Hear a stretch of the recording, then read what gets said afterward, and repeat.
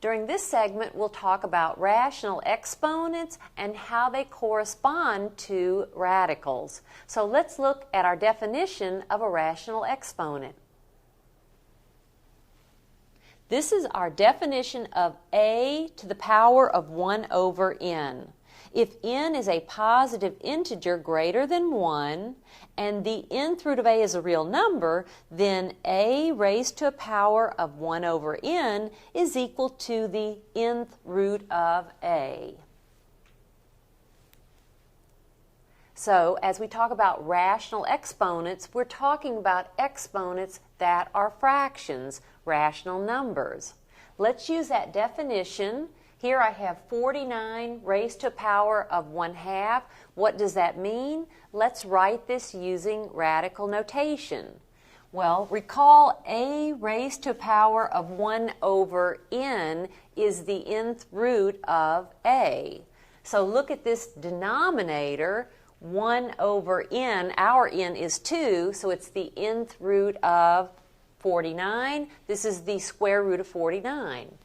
This is then the square root of 49, and I don't need to write that index of 2 because it's square root. What is the square root of 49? It is 7.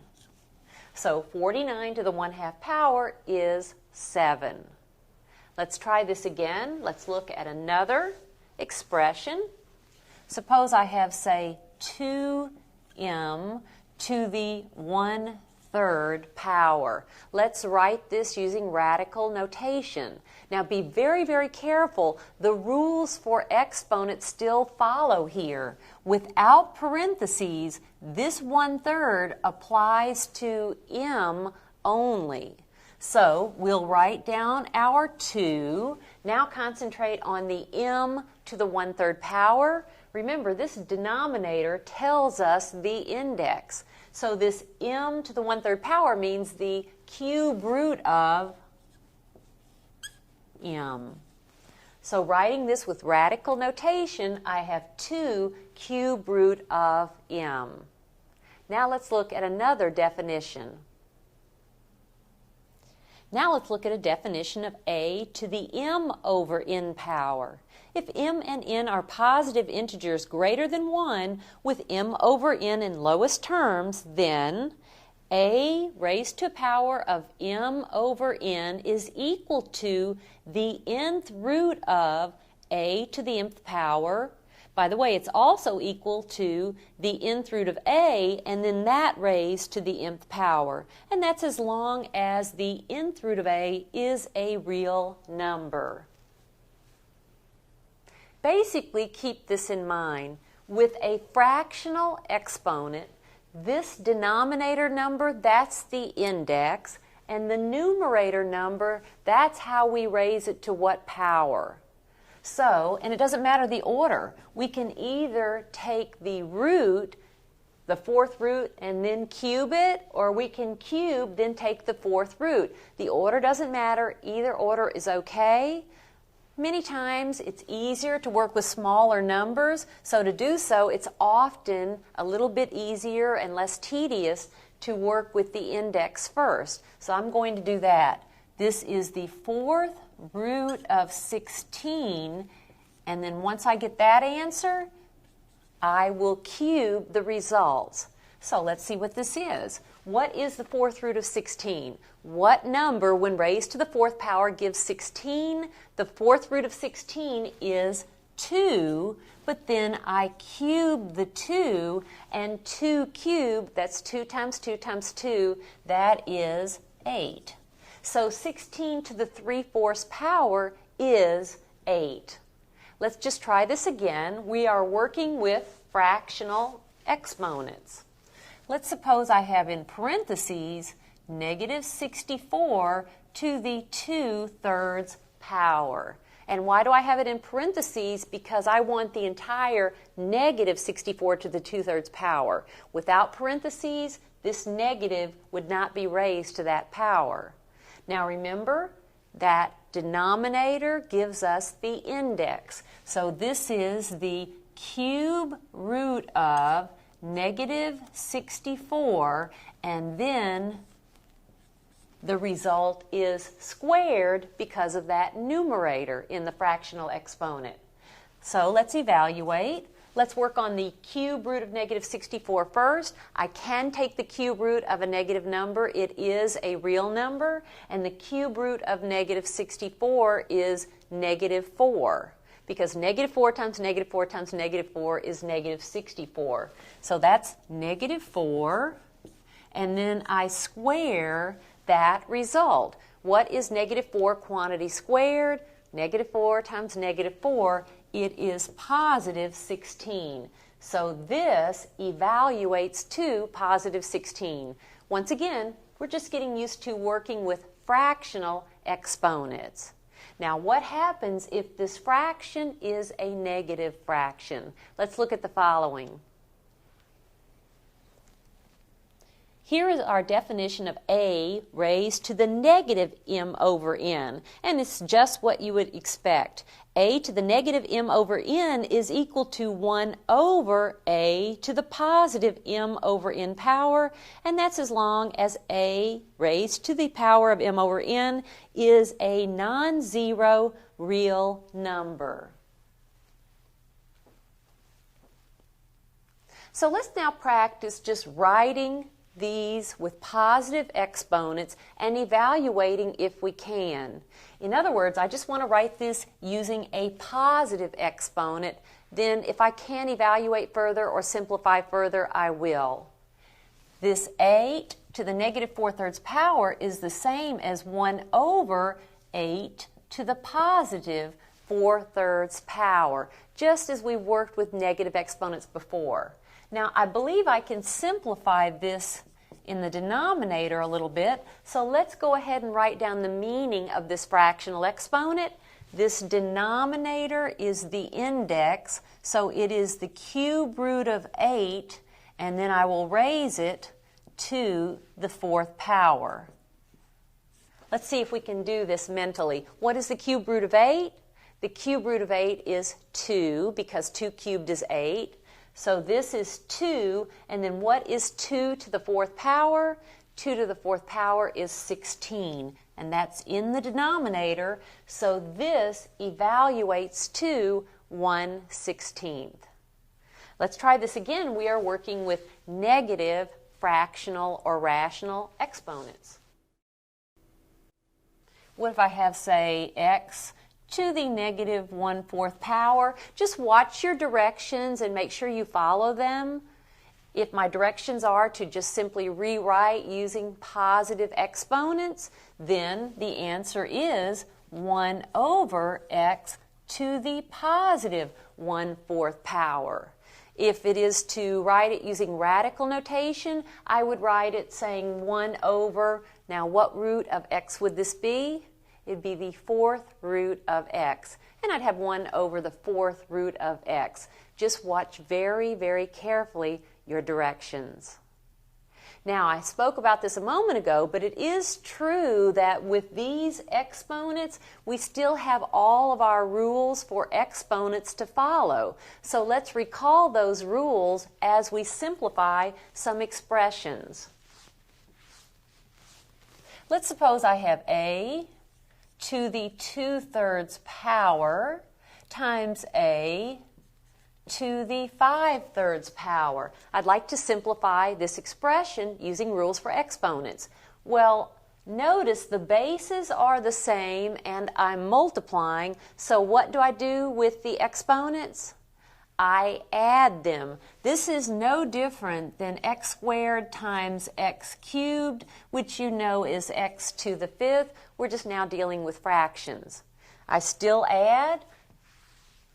Now we're very lucky here. We're working with fractions. Adding fractions requires the same denominator, and we just happen to have that same denominator. So this is that common base a raised to a power of 2/3 plus 5/3. So this is a raised to a power of 7/3.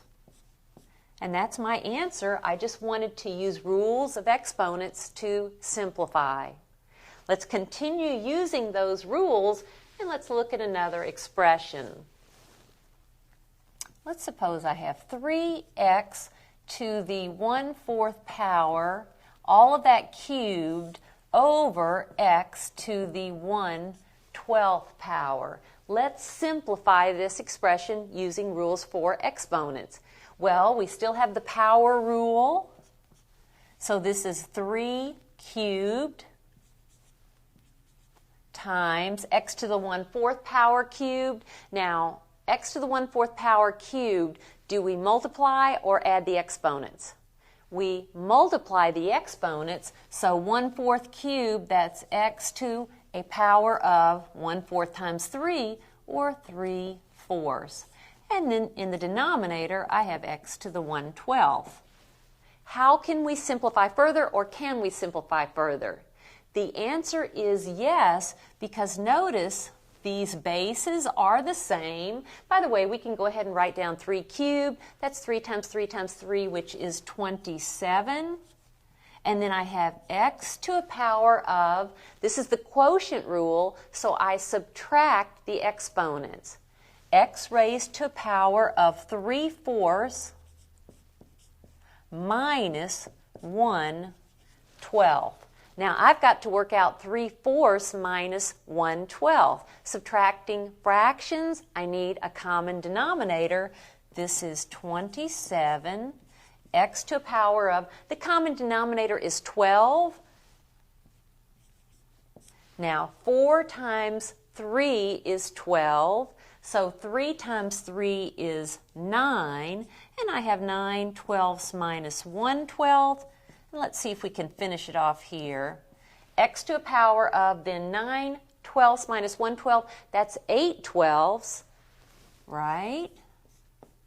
But I can simplify that, can't I? Common factor of 4 in the numerator and denominator. 8 divided by 4 is 2. 12 divided by 4 is 3, so it simplifies to 2/3. So my result is 27x raised to a power of 2/3.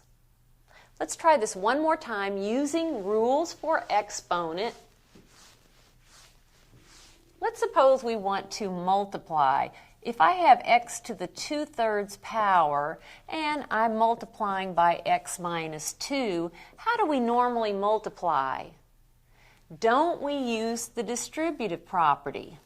Well, we'll do the same thing here. We'll have x to the 2/3 times x, and there's no power here, so there's an understood power of 1. So this is x raised to a power of 2/3 plus 1, we'll worry about that in just a moment, minus x to the 2/3 times 2, that's just 2x to the 2/3. And now I just need to work on 2/3 plus 1.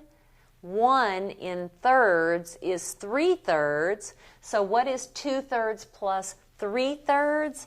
It is 5/3, and then minus 2x to the 2/3. So I have multiplied, and I definitely needed those rules for exponents to multiply. Definitely review them if you need to.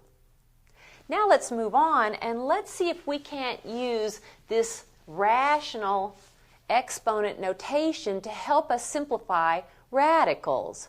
Suppose I have the radical 6th root of x cubed.